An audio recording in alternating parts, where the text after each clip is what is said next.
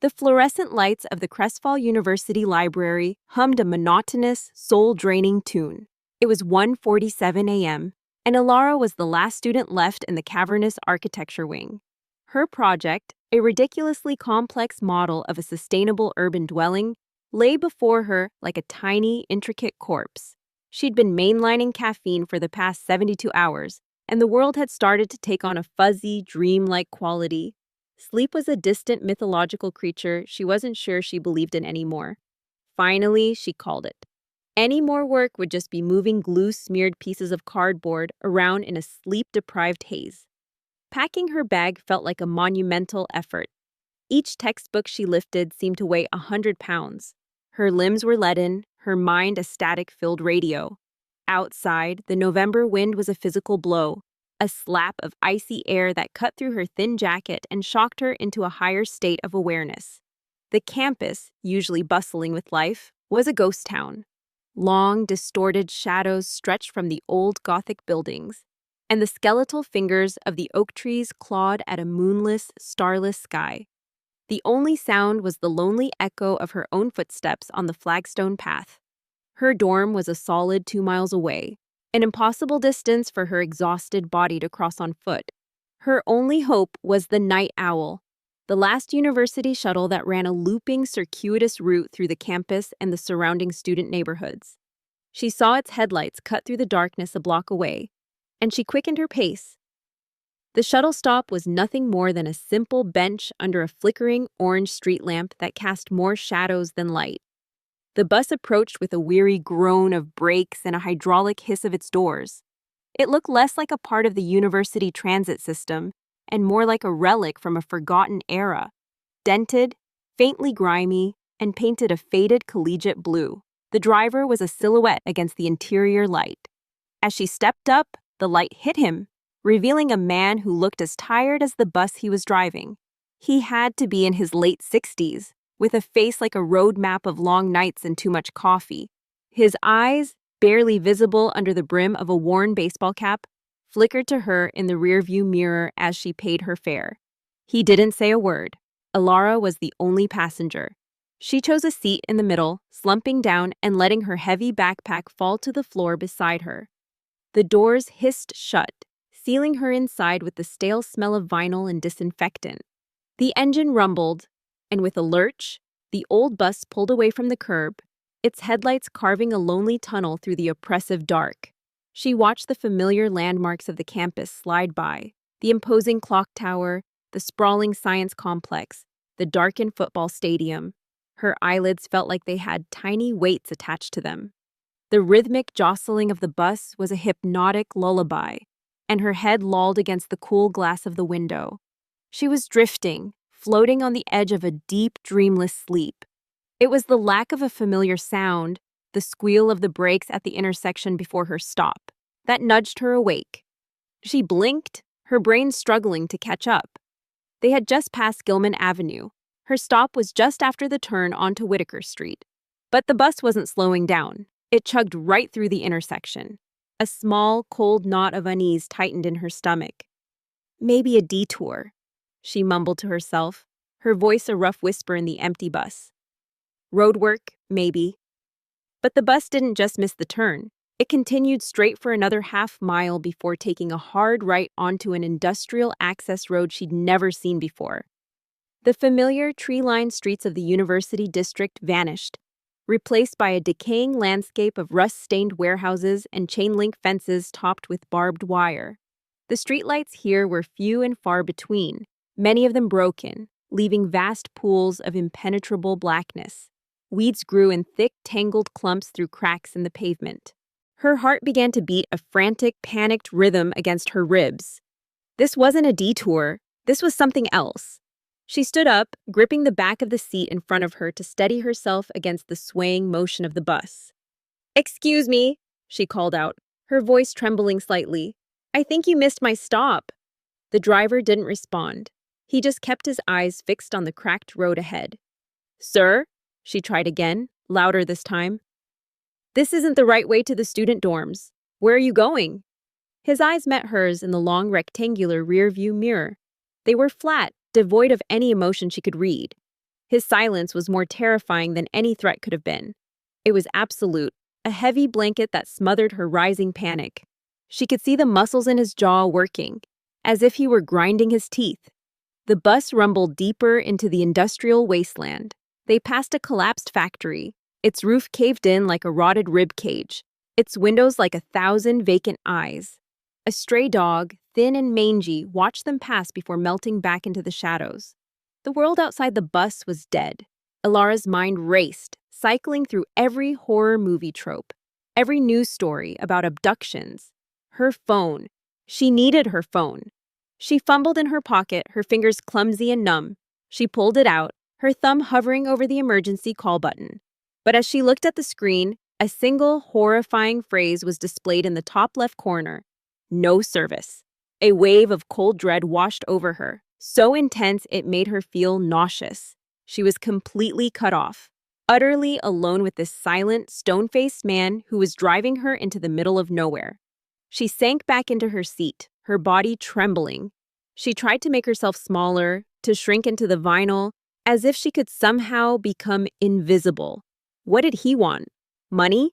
She had $23 and a student ID in her wallet. Her laptop was in her bag, but it was an old model, barely functional. She was a broke college student with nothing of value. The thought made the situation even more terrifying. If he didn't want her things, what was left? The bus slowed, its brakes letting out a long, agonized screech. It rolled to a stop, not in front of another building, but in a vast, empty lot paved with crumbling asphalt. In the center of the lot stood a single, massive, dead oak tree, its branches black and twisted against the dark gray sky, like a grotesque sculpture. The engine of the bus cut out, plunging them into an even deeper silence, broken only by the frantic pounding of her own heart. He still hadn't moved.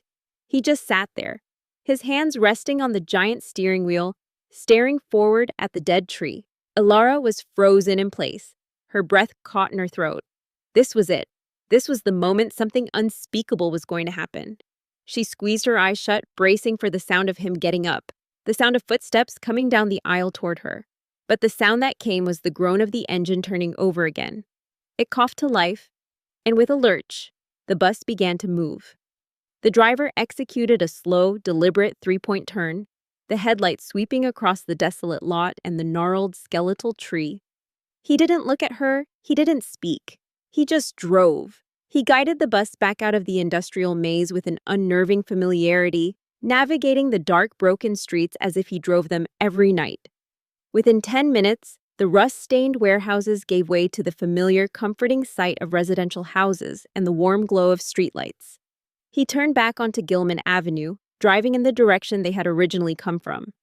He was taking her back. The relief that flooded through Ilara was so powerful it almost made her weep. It was a prank. A sick, terrifying prank by a sadistic old man who got his kicks from scaring college girls. Or maybe he was just lost, confused, senile. Any rational explanation was a lifeline she could cling to. He pulled up to her correct stop, the one he'd missed what felt like a lifetime ago. The hydraulic doors hissed open, revealing the safe, well-lit street leading to her dorm. Freedom! She scrambled to her feet, grabbing her backpack and rushing toward the open doors without a backward glance. She didn't want to look at him, she just wanted to be out of this metal box, out of his presence. Her foot was on the top step, about to descend to the pavement, to safety, when his voice finally broke the silence. It was a low, gravelly sound, rough with disuse. "Hey, kid!" She stopped, her body rigid, but she didn't turn around. "When you get inside," he said, his voice flat and urgent, "take off all your clothes, everything you're wearing right now. And if you can, burn them. Don't just throw them out, burn them." The request was so bizarre, so insane, that it broke through her fear. She turned her head slightly, peering back at him. What was he talking about? Was he just crazy after all? She saw his eyes in the rearview mirror again. This time, they weren't empty. They were filled with a profound and chilling fear, a terror that seemed to be directed not at her, but for her. He took a slow, shaky breath. "I had to take that detour. I'm sorry I scared you, but I had to, because when I looked up at the mirror back before we got to your stop, He paused and the air grew thick and heavy. "When I looked in the mirror," he finished, his voice dropping to a barely audible, terrified whisper. You, you didn't have a head." The words hung in the frigid air, more chilling than the November wind. For a moment, Alara's exhausted brain couldn't parse them. "You didn't have a head." It was a sentence from a nightmare, a line from a campfire story, not something a real person said. She stared at him, at the genuine gut-wrenching terror in his eyes, and a different kind of fear, a cold and primal one, began to seep into her bones, bypassing all her rational defenses. She didn't say thank you. She didn't say anything. She backed down the steps slowly, her eyes locked on his in the mirror, and then she turned and fled. She didn't run, but she walked with a frantic, desperate purpose, her sneakers slapping against the cold pavement. She didn't look back. She was terrified that if she did, the bus would still be there, waiting, or worse, that it would be gone, as if it had never existed at all. The 2-block walk to her dorm, usually a mundane and thoughtless journey, became a gauntlet of terror. Every rustle of leaves in the overgrown hedges sounded like footsteps behind her. The shadows cast by the streetlights seemed to twist into unnatural shapes. She imagined eyes watching her from the darkened windows of the houses she passed. The weight of her clothes, her simple jeans, her worn university sweatshirt, her thin jacket, suddenly felt immense, suffocating. It was as if she were wearing a costume, a disguise that had failed, a skin that was not her own. The fabric felt clammy and alien against her skin.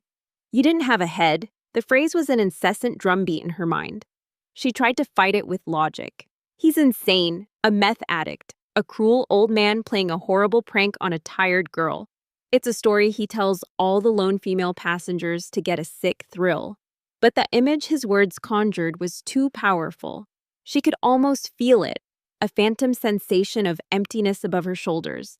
The world perceived not through eyes, but through some other horrifying sense. She wrapped her arms around herself, her hands instinctively going to her neck, her fingers pressing against the reassuring pulse in her carotid artery. "I'm here. I'm whole." When she finally reached the brightly lit entrance of her residence hall, she fumbled with her key card, her hands shaking so violently it took 3 tries before the lock beeped green. She burst inside, the warmth of the lobby wrapping around her like a protective blanket. The sound of a sitcom playing on the TV in the common room, the smell of burnt microwave popcorn, these normal, comforting sensations helped to push back the encroaching darkness. Her room was on the 3rd floor. She took the stairs, not wanting to be confined in the small, silent box of the elevator.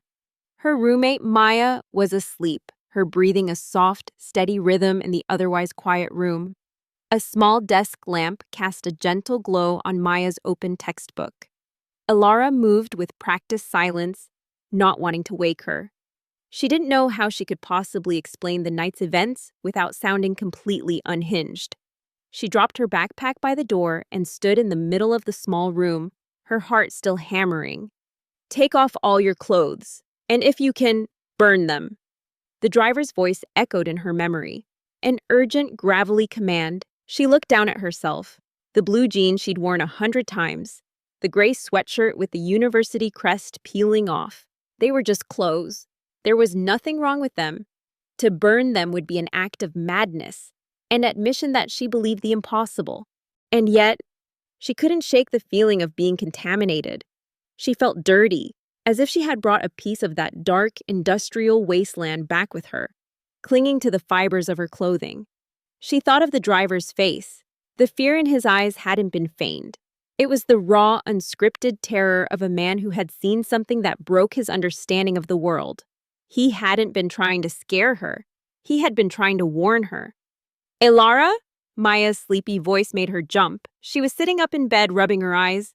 "You okay? It's like 3 in the morning." "I'm fine," Elara lied, her voice strained. "Sorry I woke you. Long night at the studio." Maya squinted at her. "You look like you've seen a ghost. You're pale as hell." Elara forced a weak laugh. "Just exhausted. You know how it is. Midterms." Maya seemed to accept this, flopping back down onto her pillow and pulling the covers up to her chin. "Get some sleep, E. You're gonna crash." Within a minute, her breathing evened out again. Alara waited until she was sure Maya was asleep before she acted. The decision had made itself. She wasn't sure if she believed the driver, but she knew she wouldn't be able to rest, maybe ever again, if she didn't listen. The what-if was too monstrous to live with. She slipped into the tiny shared bathroom, closing the door as gently as possible. Under the harsh fluorescent light, she peeled off her clothes. The jacket, the sweatshirt, the t-shirt underneath, her jeans, her socks. She stood there in her underwear, her discarded clothes in a pile at her feet. They looked innocent, normal, and yet she couldn't bring herself to touch them with her bare hands again. How do you burn clothes in a dorm bathroom? She couldn't start a fire. The smoke alarm would go off, and she'd have the entire building, and probably the fire department. To explain herself too, she needed something small, contained. Her eyes landed on a large, stainless steel mixing bowl she used for making instant ramen. It would have to do. She grabbed a book of matches she kept for her scented candles. Using a pair of tweezers from her makeup bag, she picked up a sock and dropped it into the bowl. Her hands were trembling again. This was crazy. Utterly, certifiably crazy. She struck a match. The flare of the flame was startlingly bright in the small white room. She held it to the edge of the sock. The cotton smoldered for a moment, then caught. A small orange flame crawling reluctantly up the fabric. A thin tendril of acrid smoke curled towards the ceiling. Panic seized her. The smoke detector. It was right outside the bathroom door. She turned on the shower, hot water blasting against the fiberglass stall, hoping the steam would help mask the smoke. She fanned the air frantically with a towel. The sock burned slowly, turning to a fragile black crisp. It didn't produce much smoke, but the smell was awful, a chemical synthetic stench. One by one, she picked up the other items with the tweezers and added them to the slow-burning pyre in the steel bowl. The denim of her jeans was the hardest. It refused to catch fire, just smoking and blackening, releasing a thick, noxious plume. She had to relight match after match, holding the flame to the thick fabric until it finally began to glow red and consume itself. The whole process took nearly an hour. She was sweating, her heart pounding with the fear of discovery. The bathroom was filled with steam and the foul smell of burnt textiles. Finally, all that was left in the bowl was a pile of black, feathery ash and a few stubborn, blackened threads. She let the hot water run for another 10 minutes, then dumped the ashes into the toilet and flushed. She watched them swirl and disappear. It was done. She scrubbed the steel bowl until it shone, washed her hands and face, and turned off the shower.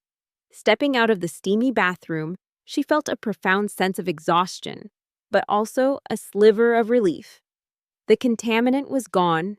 The irrational act had paradoxically made her feel safer, more in control. She was just a tired student who had let a crazy old man get into her head.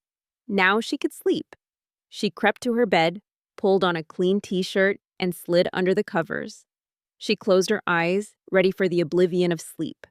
But as she lay there, in the quiet darkness of the room, a new thought, cold and sharp, cut through her fatigue. She had burned her jacket, her sweatshirt, her t-shirt, her jeans, her socks. She had burned everything, except for her shoes. Her worn-out sneakers were still sitting by the door.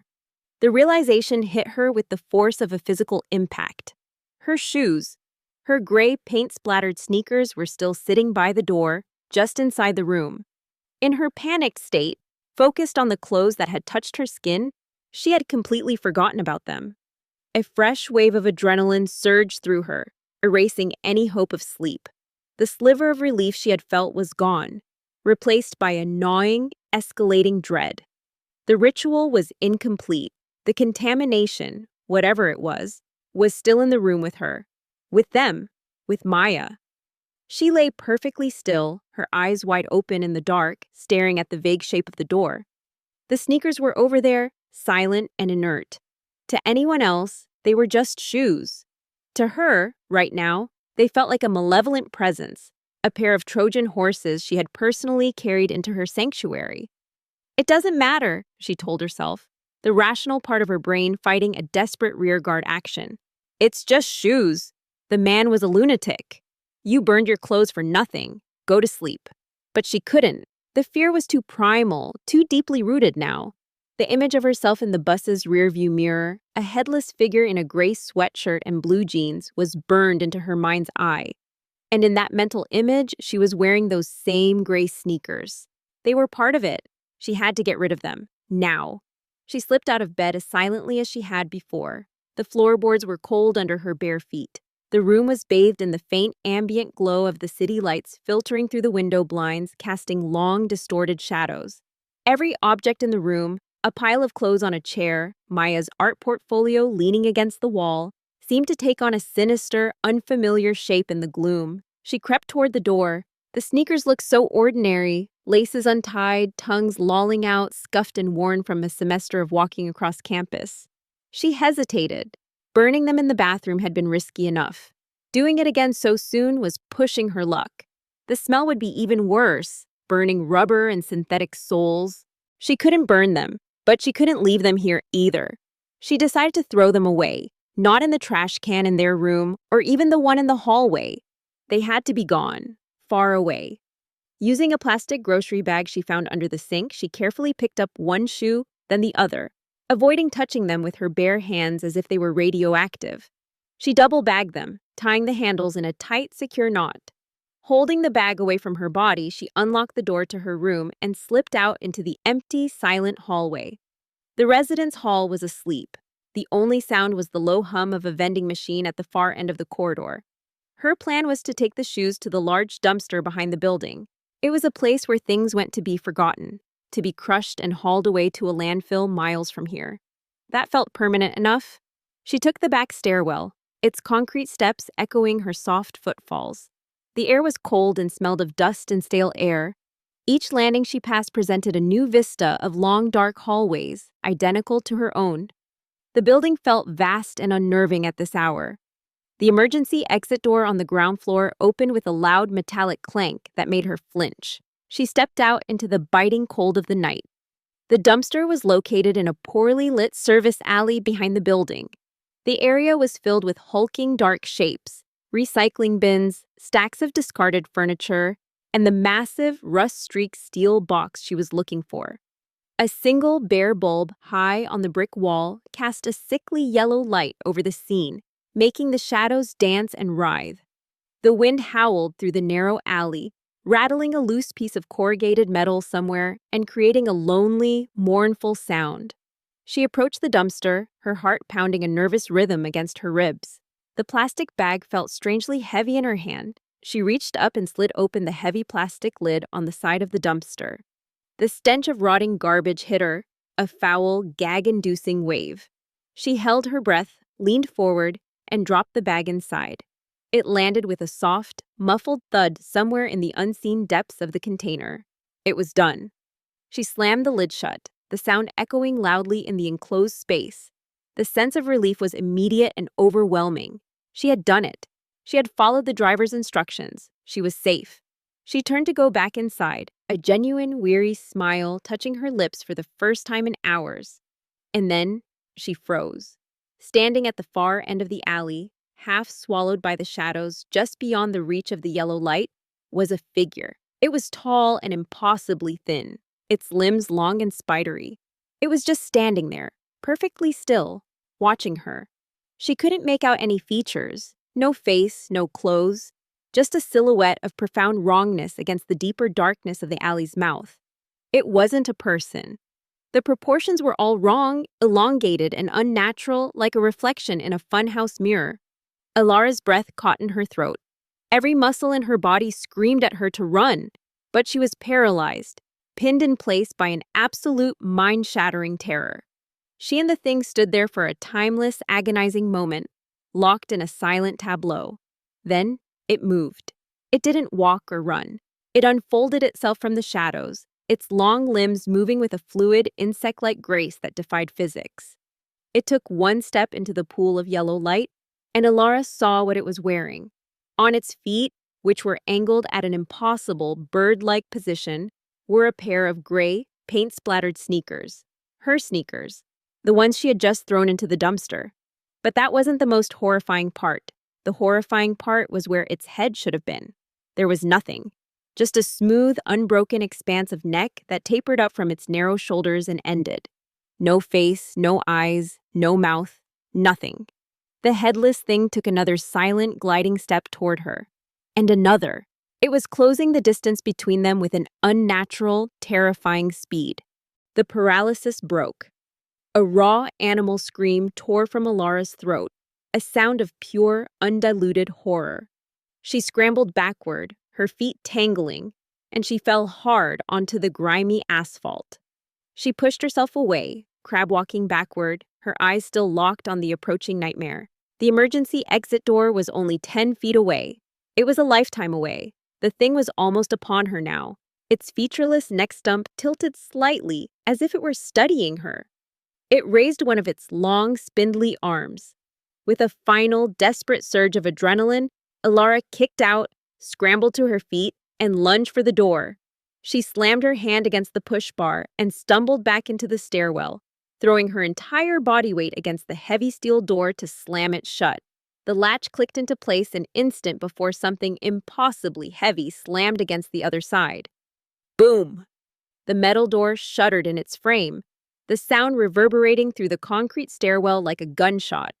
Boom! Boom! The impacts came again and again, rhythmic and powerful, each one vibrating through the floor and up into her bones. It was trying to break the door down. She didn't wait to see if it would succeed.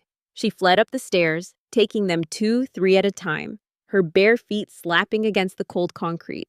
She didn't stop until she reached her own floor, bursting out of the stairwell and sprinting down the hallway to her room. She fumbled the door open, slammed it shut behind her, and threw the deadbolt. Her back pressed against the wood, she slid down to the floor, gasping for air, her entire body shaking uncontrollably. "Alara, what the hell is going on?" Maya was standing by her bed, her face a mask of confusion and concern. The frantic noise had woken her. "Are you okay? What was that banging?" Alara couldn't speak. She could only shake her head, tears streaming down her face as she hugged her knees to her chest, rocking back and forth. How could she explain? How could she put into words the absolute violation of reality she had just witnessed in the alley? She was still there, trembling on the floor, when the first soft tap, tap, tap sounded on their door. It wasn't the loud, violent banging from the stairwell. This was a light, almost delicate sound. A polite sound. Maya looked at the door, then back at Alara. "Who's at the door at this hour?" she whispered. "Should I get it?" "No," Alara choked out, the word barely a whisper. Don't open it. Don't even go near it." The tapping came again, a little more insistent this time. Tap, tap, tap, tap. And then a voice slid from under the door, a sound that was not a sound, a dry, whispering hiss that seemed to scrape directly against the inside of her skull. It was a voice made of rustling leaves and cracking twigs and the absolute silence of a forgotten grave. "You forgot your shoes," it whispered. Maya recoiled from the door as if it had become white-hot. "What the hell was that?" she breathed, her eyes wide with a mixture of fear and disbelief. The voice hadn't been loud, but it had a penetrating quality that made the air in the room feel thick and cold. It was a fundamentally wrong sound, a texture of noise that the human ear wasn't meant to process. Alara didn't answer. She was paralyzed, her gaze fixed on the half-inch of space beneath the door. She imagined thin, spidery fingers creeping into that space, elongating, feeling their way into the room. The hissing whisper echoed in her mind, a venomous, intimate secret. "You forgot your shoes." "Alara, who is that?" Maya demanded, her voice a terrified hiss. "Is this some kind of sick prank? Did you bring someone back here?" "No," Alara managed to get out, her teeth chattering. It's not a person." Knock, knock, knock. This time, it was a solid, deliberate rap against the wood, the sound of knuckles on oak. It was a completely normal sound, which somehow made it even more terrifying. It was mimicking human behavior, learning. "Let me in, Alara." The whispering voice rasped, closer this time, as if a lipless mouth were pressed right against the keyhole. "We need to talk. You left something of mine." "What does it mean?" Maya whispered frantically, backing away toward her bed. "Something of its? What did you do?" Alara's mind was a maelstrom of terror. The driver's words came back to her, not as a warning, but as a terrible, dawning revelation.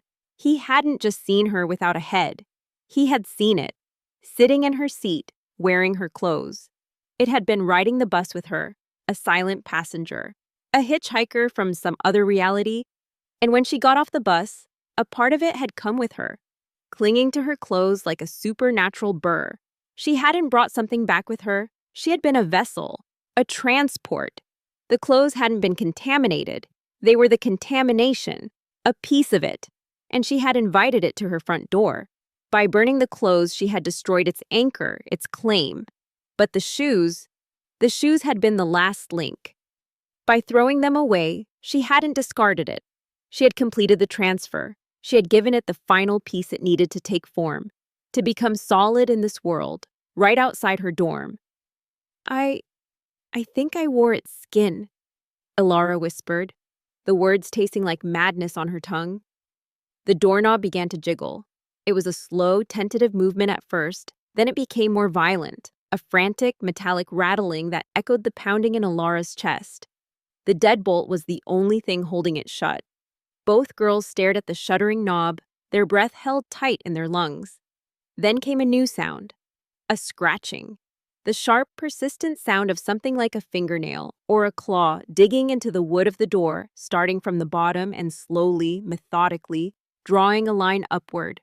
Scrap! The sound was an agony. It went on, a slow, deliberate scar being carved into their only barrier. The window!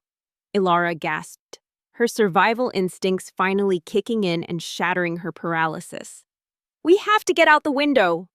Their room was on the 3rd floor. It was a long way down. But on the other side of that door was a fate she couldn't begin to comprehend. Maya, spurred into action, scrambled to the window and fumbled with the latch. It's painted shut, she cried, her voice cracking with panic. She threw her shoulder against it, but it wouldn't budge. The scratching on the door stopped. For a moment, there was only silence. A heavy, expectant silence that was worse than the noise. Maybe it's gone, Maya whispered, her face pale in the faint light. And then the door frame began to creak, a low groaning sound of wood under immense, unnatural pressure. A thin crack appeared in the plaster of the wall next to the frame. The deadbolt, their one piece of security, let out a sharp, metallic ping as the bolt began to bend. The thing wasn't trying to pick the lock anymore. It was just pushing. Help me! Elara yelled, joining Maya at the window. They both threw their weight against it, their combined strength fueled by sheer terror. The old wood groaned in protest. Crack! A sound like a gunshot rang through the room as the deadbolt sheared off and the door flew open, slamming against the interior wall with enough force to shatter the cheap, full-length mirror hanging there. Standing in the doorway was the creature from the alley. It had to stoop to fit under the frame, its impossibly long limbs bent at grotesque angles. In the dim light of the hallway, they could see it more clearly now. It wore no clothes, only a mottled, pale skin that seemed to shift and crawl like a sack of insects. Where its head should have been, the stump of its neck was not smooth. It was a raw, pulsating mass of tissue, like a freshly severed limb, and on its feet were her gray sneakers, inexplicably clean, as if they were brand new. It took a step into the room, its bird-like feet silent on the carpet. It unfolded itself to its full, terrifying height, its neck stump nearly touching the ceiling. At the same moment, with a final, desperate shove, the window frame gave way with a splintering crack and the window flew open, letting in a blast of east wind. Go! Elara screamed, shoving Maya toward the opening. Maya didn't hesitate. She scrambled onto the wide ledge, her eyes wild with terror. Below them was a drop of about 30 feet onto the manicured lawn of the residence quad. Not survivable. But to the left, not more than 5 feet away, was the thick, gnarled branch of an ancient oak tree that grew close to the building. It was their only chance. Jump for the tree! Elara yelled, getting onto the ledge behind her. The creature glided toward them, its movements unnervingly silent and swift. One of its long arms reached out, its 3-fingered hand tipped with what looked like shards of black obsidian. Maya leaped. For a heart-stopping second, she was suspended in the air between the building and the tree, a silhouette against the pre-dawn sky. Her hands connected with the thick branch, her fingers scrabbling for a hold. She swung wildly for a moment before managing to pull herself up, straddling the limb, safe. Alara turned to follow, but it was too late. The creature was right behind her. Its cold, three-fingered hand closed around her ankle. The grip was like a band of steel. An excruciating, paralyzing cold shot up her leg, seeming to freeze the very marrow in her bones. She cried out, kicking with her free leg, but it was like kicking a statue. She was half in, half out of the window, the creature inside the room holding her by the ankle, slowly, inexorably pulling her back in. She could feel its strength, an ancient, implacable power. She was losing. "Alara!" Maya screamed from the tree. Alara looked down. Below her, someone was walking across the quad. A guy with a backpack, probably heading to an early lab or the gym. He was looking down at his phone, oblivious. "Help!" Alara shrieked, her voice raw with desperation. "Somebody help me!" The student looked up, startled by the sound. He saw Maya in the tree, then he saw Alara dangling from the third-floor window. His eyes widened. He pulled out his phone, his fingers flying across the screen. He was calling for help. The creature in the room seemed to notice this. It let out a low, guttural hiss, a sound of pure frustration. It wasn't just pulling her in anymore. It was trying to get away, and she was in its way. It gave one last, violent tug. Ilara's grip on the window frame slipped. She was pulled back into the room, falling in a heap on the floor. The creature loomed over her. It raised its other hand, the obsidian claws glinting. But then, from down the hall, came the sound of shouting. Other doors were opening. The students' call had worked. People were coming. Campus security would be seconds behind them. The creature hesitated. The raw stump of its neck seemed to swivel, looking toward the sound of the approaching voices. It let out that dry, whispering hiss again, a sound of pure, venomous rage. It looked down at Alara, then at the sneakers on its own feet. It made a decision. It couldn't stay. It couldn't be seen by this many people. With a speed that defied belief, it turned and flowed out of the room, a river of pale skin and unnatural limbs. It didn't run down the hallway. It moved toward the window at the far end of the corridor, and without slowing, it leaped. Alara, scrambling back to her own window, was just in time to see it land silently on the grass 30 feet below, absorbing the impact as if it were nothing. It took one look back up at her window, then melted into the shadows of the trees at the edge of the campus and was gone. Seconds later, 2 campus security guards burst into the room, followed by a handful of resident assistants and other students. They found a scene of chaos. A broken door, shattered glass, an open window, and Alara, huddled on the floor, weeping and incoherent. Maya was carefully climbing down from the oak tree, equally hysterical. No one believed their story. Not really. How could they? A headless creature wearing a student's sneakers? The official report listed it as a violent break-in by an unknown assailant, likely a transient or a person under the influence of hallucinogenic drugs. The girls were offered counseling. The university fixed their door and installed a new, stronger lock. Life for everyone else went back to normal. But not for Alara. She dropped out of the university the next day. She couldn't stay there, couldn't sleep in that room. She couldn't walk past the alley behind the dorm or even look at a pair of gray sneakers without feeling a cold, crippling wave of terror. She never saw the bus driver again. She tried to find him, to ask him what he saw, what he knew, but the University Transit Authority had no record of a driver matching his description. The old, beat-up bus she rode that night didn't officially exist. Alara moved thousands of miles away, to a city in the desert where there were no old oak trees and it never got cold. She tried to forget, but she knows it's still out there. The creature, the thing that wore her clothes. She knows that what she burned and what she threw away weren't just fabric and rubber. They were an invitation, an anchor. And now it has a piece of her, a part of her life, permanently attached to it. Sometimes, late at night, when the wind howls just right, she can almost hear a dry, familiar whisper on the breeze. And she knows that somewhere out there, in the dark places of the world, A headless thing is walking around in her shoes, waiting. It's patient. It knows her scent, and one day it will come back to collect the rest of the set.